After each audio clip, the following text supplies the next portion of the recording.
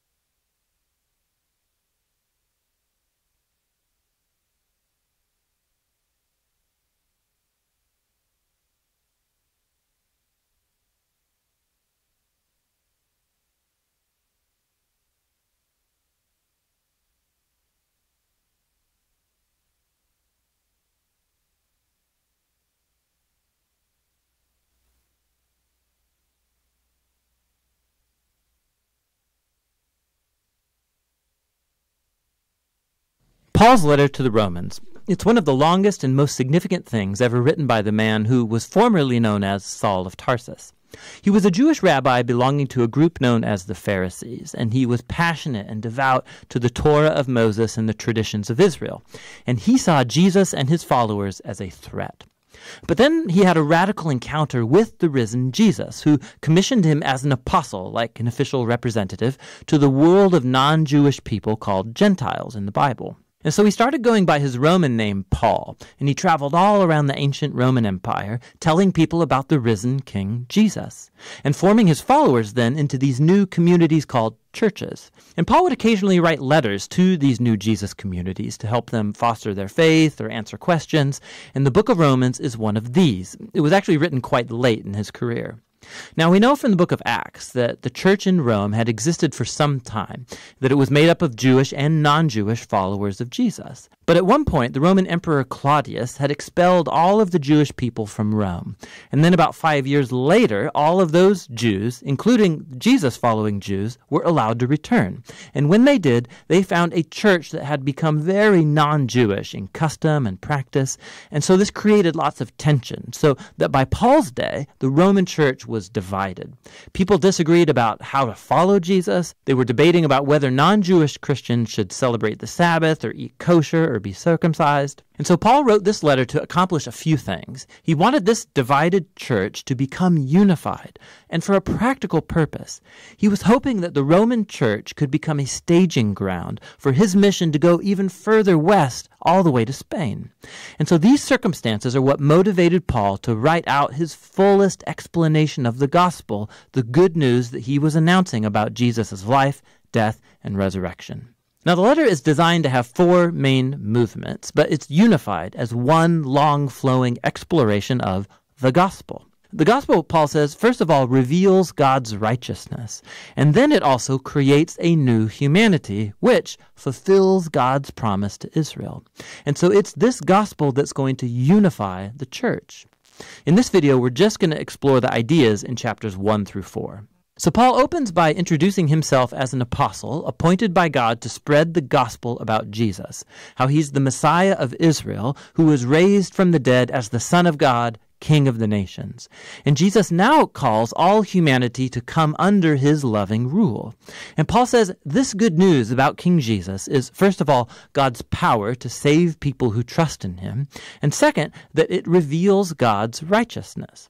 Now, righteousness is a rich Old Testament word for Paul. It describes God's character, that he always does justice, what is right and what is good, but also that he is faithful and just to fulfill his promises.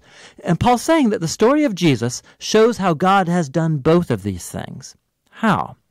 Well, he goes first into a long creative retelling of Genesis chapters 3 through 11.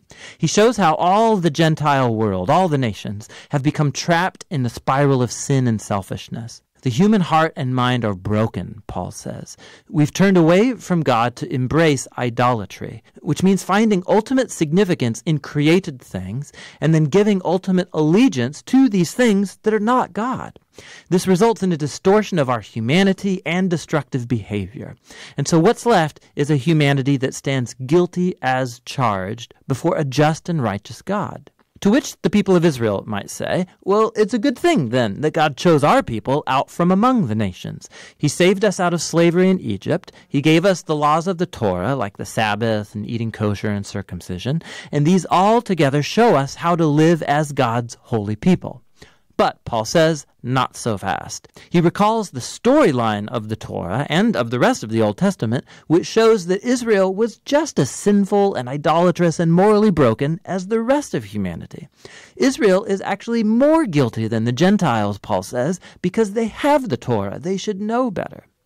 And so, Paul concludes, all humanity, Gentiles, Israelites, are hopelessly trapped and guilty before God, but that is not the final word. The good news about Jesus is God's response. Instead of holding humanity guilty, Jesus came as Israel's Messiah to die on behalf of all people as a sacrifice for sins. As our representative, Jesus took into himself all of the just consequences of the pain, the sin, and the death that we have caused in the world.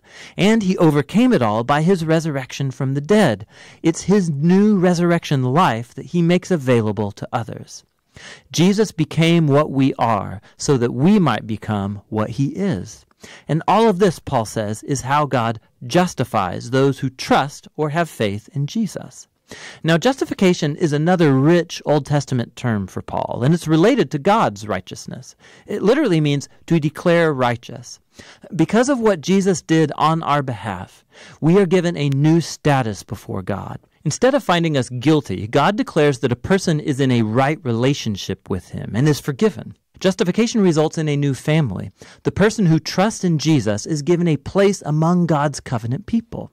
Justification also results in a new future, which begins a journey of life transformation by God's grace. And so all of these things about justification are God's gift to those who through their faith are in Christ. And so this leads Paul in chapter 4 to explore the huge implications that all of this has for who can be a part of God's covenant family. He goes back to the story of Abraham in Genesis chapter 15. Before any of the laws of the Torah were given to Israel, Abraham was justified or declared righteous before God. How? Well, God promised that Abraham would become a father of a large multi-ethnic family that would receive God's blessing. But he and his wife Sarah, they were really old. They had never been able to have children. But nonetheless, Abraham had radical faith and trust in God's promise, and so God declared him to be righteous. And so Paul says, now Abraham has become the father of God's new covenant family, and it's spreading all around the world. It's made up of Jews and Gentiles who have the same kind of faith and trust in the one who fulfilled God's promise to Abraham, Jesus the Messiah. So let's pause and summarize Paul's main ideas here in chapters 1 through 4, because they're the foundation for understanding the rest of the letter. All humanity is hopelessly trapped in sin and needs to be rescued. That rescue, however, is not going to happen by people trying to obey the laws of the Torah. Rather, God's righteous character has moved him to rescue the world through Jesus' death and resurrection, so that he could create that multi-ethnic family of Abraham based on faith as his own new covenant people. And so Paul's going to go on to show how this new family is a part of something much, much bigger that calls them to a whole new way of life together. But it's all going to be rooted in these core ideas explored in chapters 1 through 4 of Paul's letter to the Romans.